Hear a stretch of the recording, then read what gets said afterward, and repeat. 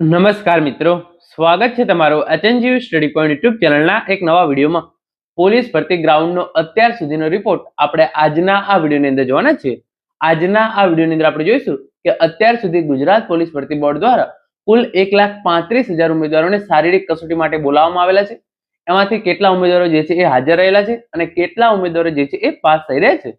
આ વખતે શારીરિક કસોટીની અંદર મોટી સંખ્યામાં ઉમેદવારો જે છે એ નપાસ થઈ રહ્યા છે.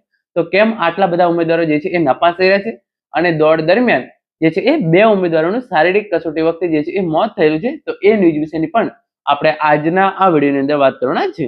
તો હવે શરૂ કરીએ આજનો આ વિડીયો. તો તમે જોઈ શકો છો 1,35,000 ઉમેદવારોમાંથી કેટલા ઉમેદવારો જે છે એ પાસ થયા, કેમ આટલા બધા ઉમેદવારો જે છે એ નાપાસ થઈ રહ્યા છે અને દોડ દરમિયાન 2 ઉમેદવારોનું જે છે એ શારીરિક કસોટી દરમિયાન જે છે એ મોત થયેલું છે. તો સૌપ્રથમ તમે અહીંયા જોઈ શકો છો ગુજરાત પોલીસ ભરતી બોર્ડ દ્વારા પીએસઆઈ અને એલઆરડીની સીધી ભરતી માટેની શારીરિક કસોટી 21 જાન્યુઆરીથી રાજ્યભરમાં શરૂ કરવામાં આવી છે.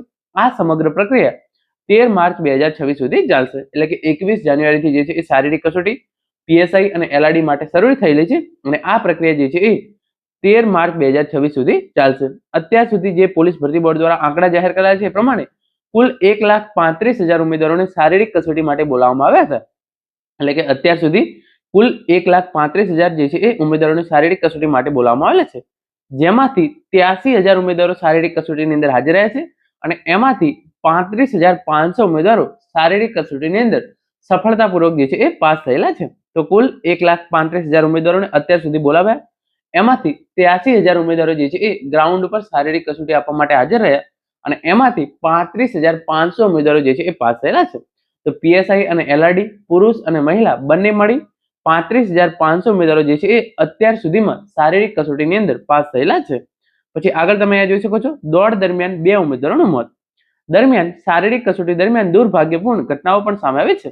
અત્યાર સુધીમાં દોડ દરમિયાન 2 ઉમેદવારોનું મોત થયું છે, જ્યારે નડિયાદમાં એક ઉમેદવારને બ્લડ પ્રેશરની તકલીફ જણાતા તાત્કાલિક સારવાર આપવામાં આવી હતી અને બીજા દિવસે ફરી પરીક્ષા આપવા માટે બોલાવવામાં આવેલો હતો. તો દોડ દરમિયાન જે છે એ 2 દુર્ભાગ્યપૂર્ણ ઘટનાઓ જે છે એ અત્યાર સુધી નોંધાઈ ચૂકી છે.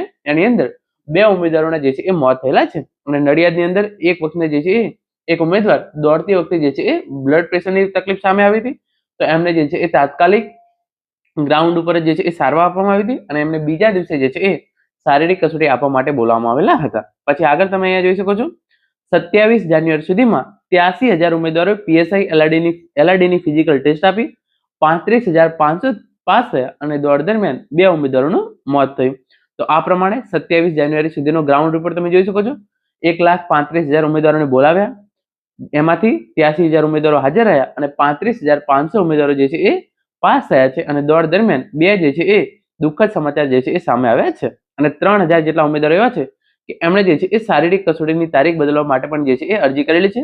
તો એમાંથી ઘણા બધા ઉમેદવારોની અરજી જે છે એ અપ્રૂવ કરવામાં આવેલી છે અને ઘણા બધા ઉમેદવારોની જે છે એ અરજી રિજેક્ટ થવામાં આવી છે. કેટલાક ઉમેદવારો અમુક સેકન્ડથી ચૂકી જતા દુખી, જ્યારે કેટલાક ઉમેદવારો દોડમાં પાસ થતા રાજીના રેડ.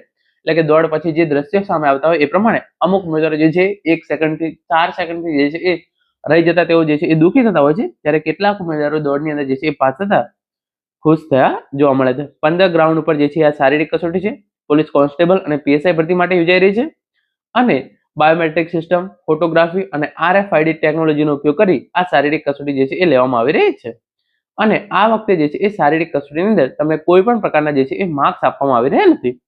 શારીરિક કસોટી 2 તબક્કામાં લેવામાં આવે છે. પ્રથમ તબક્કામાં ઉમેદવારોની દોડની કસોટી લેવામાં આવે છે, જ્યારે દોડમાં પાસ થયેલા ઉમેદવારો માટે બીજા તબક્કામાં આરોગ્ય વિભાગના અધિકારીઓ અને કર્મચારીઓની હાજરીમાં માપ કસોટી થાય છે.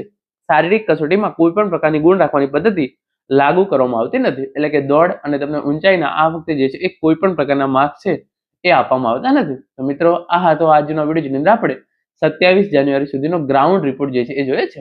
આશા રાખું છું આજનો આ વિડીયો જે છે તમને ચોક્કસ ઉપયોગી થશે. Thank you so much for watching.